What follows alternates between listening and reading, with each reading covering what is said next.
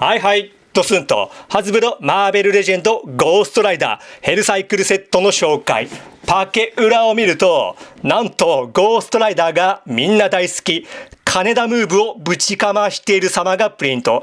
まあね、これは誰でもやりますよね。では開けていこう。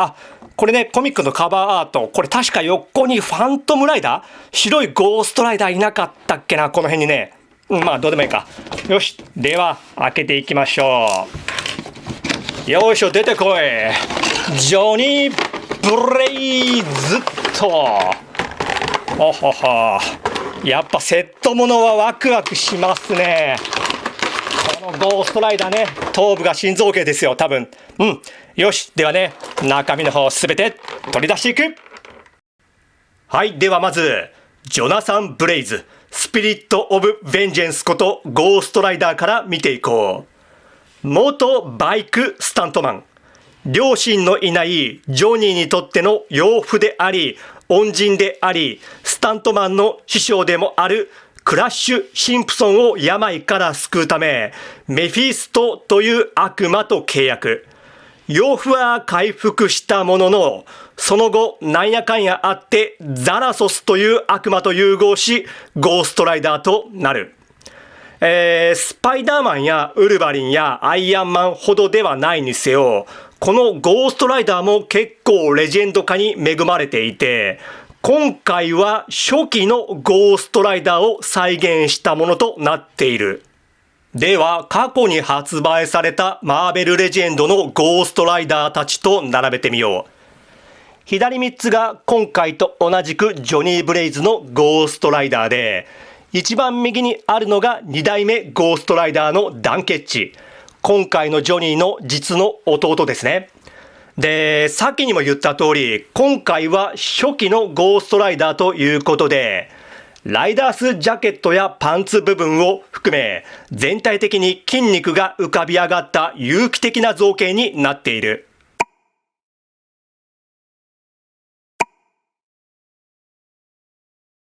フィギュア本体の色はほぼ青なんですけど、ジョニーは黒いレザージャケットとパンツを着用しているので、実際このような青色ではないんですね。これはですね、初期のゴーストライダー、コミックではハイライト部分に青色を使われることが多く、コミックで言えばここがちょっとわかりやすいかな。これ見てもらうと、これは2代目ゴーストライダーのダンケッチのコミックなんですけど、この辺ね、ハイライト部分に青が使われていますよね。っていうかあれか、さっきのパッケージを見てもらった方が早いか。ここね、これコミックのカバーアートのプリントなんですけど、このようにね、ほぼ青色を占めた配色になっていますね。頭部を見てみよう。多分ですけど、多分ね、これ心臓系でしょう。過去のゴーストライダー、少なくとも自分が所有しているゴーストライダーたちに関しましては、ペイントこそ違えど全てが流用。ダンケッチ版ですら使い回し。今回の頭部、それらと違うのは一目瞭然で、ドクロの造形も違えば、クリアの炎の造形も違う。墨入れも施されていてめちゃくちゃかっこいい。そしてゴーストライダーの瞳、パワーインフレ著しいマーベル界においてもチート級の威力を誇る必殺技、ペナンスステアも綺麗にプリント。これはデジプリかな。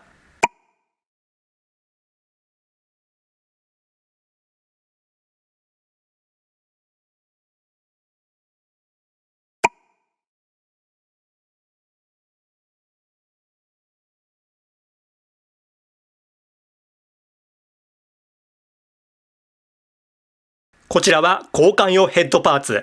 これこそ間違いなく心臓系でしょう。自分が知る限り過去のマーベルレジェンドでは見たことありませんし、コミックでもこのような描写あったかな。これまた見たことありませんね。ですけど、これがやたらかっこいい。クリアの炎が顔全体を覆っており、その中にドクロが埋め込まれている。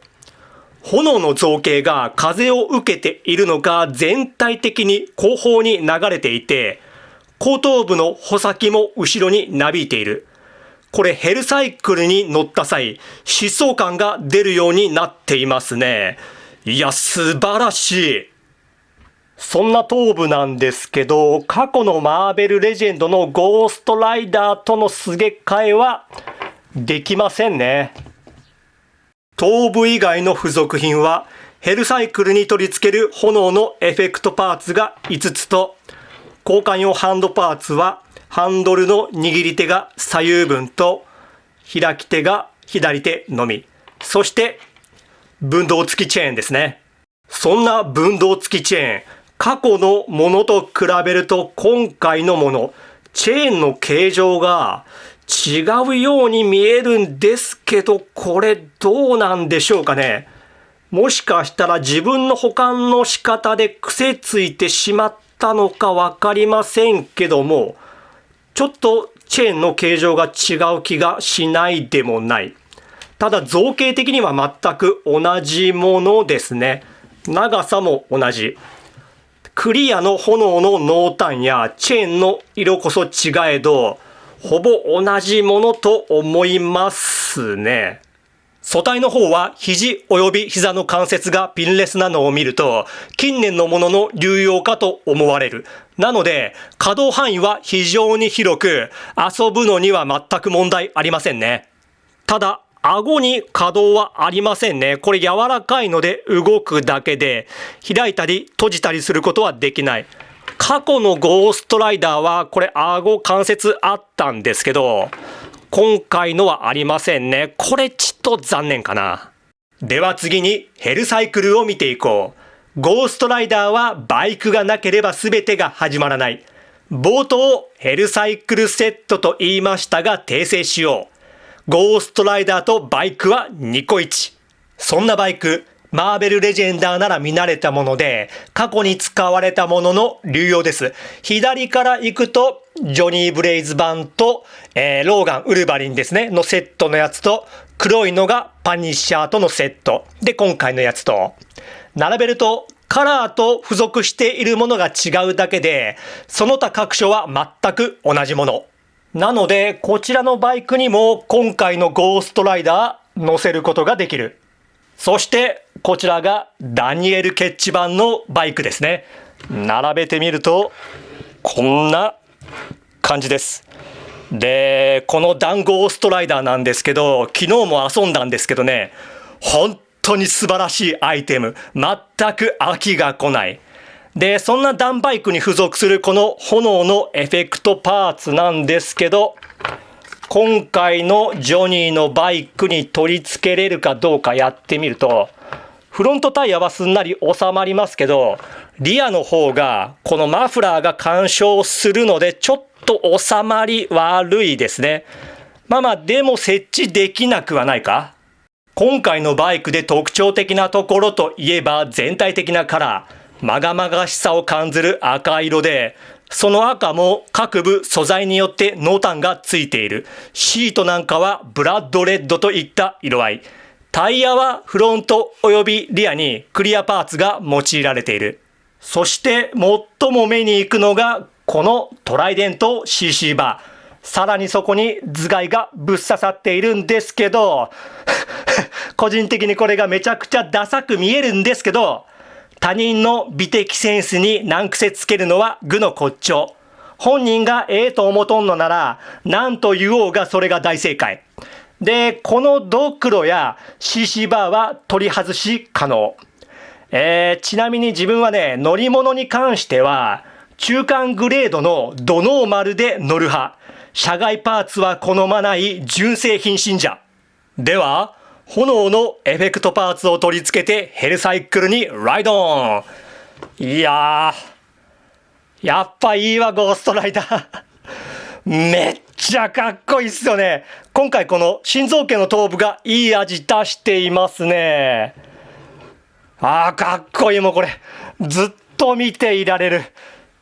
たまらんち会長。でですね、このちっこい炎のエフェクトパーツが余るんですけど、これはですね、さっきも言った通り、この CC バーが取り外せるので、外した後にこのちっこい炎のエフェクトパーツを取り付けることによってバーなしでもね見栄えが良くなるというありがたいパーツでは今回のゴーストライダーを他のバイクに乗せてみよう。まずはダンケッチ版に乗せるとこんな感じですね。悪くはないけどあまり似合わないかな。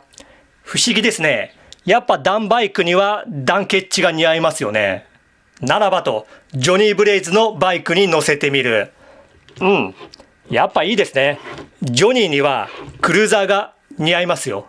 パニッシャーのバイクに炎のエフェクトパーツを取り付けてジョニーをライドオン。いや、これもいいですね。違和感ありませんよ。このエイプハンガーがよく似合う。では最後に映画版のヘルサイクルにライドオン。いやね、この映画版のヘルサイクルめちゃくちゃかっこいいんでこれ再販来てほしいんですけど金型残ってないんでしょうね多分。